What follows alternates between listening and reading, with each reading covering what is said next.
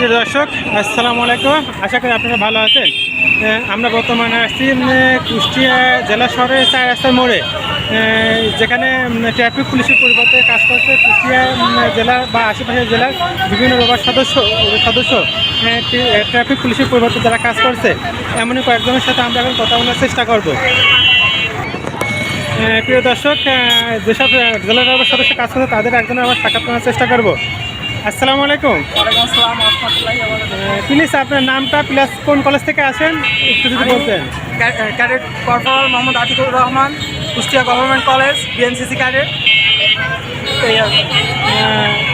ভাই, এখানে আপনারা কেন কাজ করছেন বা কাজ করতে এসে আপনাদের অনুভূতিটা কীরকম? দেশের জন্য কাজ করতে ভালো, দেশের জন্য কাজ করতে কি ভালো লাগছে? অবশ্যই দেশের জন্য কিছু করতে পারছে, অনেক ভালো প্রশাসন নাই, সেক্ষেত্রে আমাদেরকে দায়িত্বটা পালন করতে হচ্ছে। উপর থেকে আমাদের সেনাপ্রধান দায়িত্ব দিয়েছে, আমাদের বিএনসিসি বিভিন্ন জনগণ সাহায্য করছে, ট্রাফিকের দায়িত্ব পুলিশের কাজটা আমরা করতে পারছি, অনেক ভালো লাগছে আমাদের। আচ্ছা, লোক কেমন আপনাদের সাড়া দিচ্ছে কেমন, মানে পথচারী কীরকম সাড়া দিচ্ছে আপনাদের কাজের জন্য? জি, বুঝলাম। পথচারী আপনাদের কীরকম সাড়া দিচ্ছে বা তারা কীরকম সঙ্গে দিচ্ছে আপনাদের? জি, অনেক ভালো বলছে আর কি, অনেক সবাই ভালো বলছে, সবাই অনেক সম্মান করছে, তারা সুন্দরভাবে নিয়ম মেনে চলাচল করছে। যদিও এই রোদের মধ্যে কষ্ট হচ্ছে, তারপরে জনগণের সেবা করতেছি, এই জিনিসটা খুব ভালো লাগছে, বুঝছেন?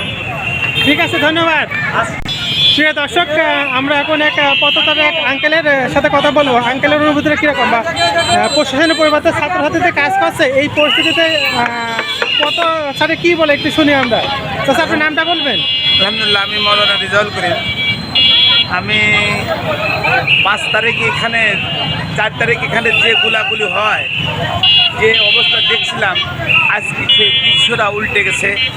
জনগণ না, সাধারণ ছাত্রীরা এই রোদের ভিতরে যে কাজ করতেছে, মানুষের মুখে হাসি ফুটছে, দুনিয়ার মুখে মনে হচ্ছে একটা নতুন সূর্য উঠে গেছে। এটা আমরা খুব ভালো লাগছে। অর্থাৎ শুধু তাই নয়, 16 বছর 6 মাস পরে সাধারণ মানুষ শ্বাস ফেলাইতে পারছে। আর আমি মনে করি আমার মুক্তি বলা ঠিক না, অর্থাৎ স্বৈরাচারী সরকার পলায়ন রতন করছে। ঠিক আছে স্যার, আপনাকে ধন্যবাদ। আলহামদুলিল্লাহ। প্রিয় দর্শক, আপনারা যেমন শুনছিলেন, পথচারী ছাত্রছাত্রীর প্রতি যথেষ্ট সন্তুষ্ট। যত প্রশাসনের পরিবর্তে ছাত্রছাত্রীর কাজ করছে, তাদের কাজের প্রতি যারা জনসাধারণ বা পথচারী তারা সবাই সন্তুষ্ট, এবং কাজটা যে একদম সহজ নয় সেটা তাদের কথার মাধ্যমে আমরা বুঝতে পারলেন।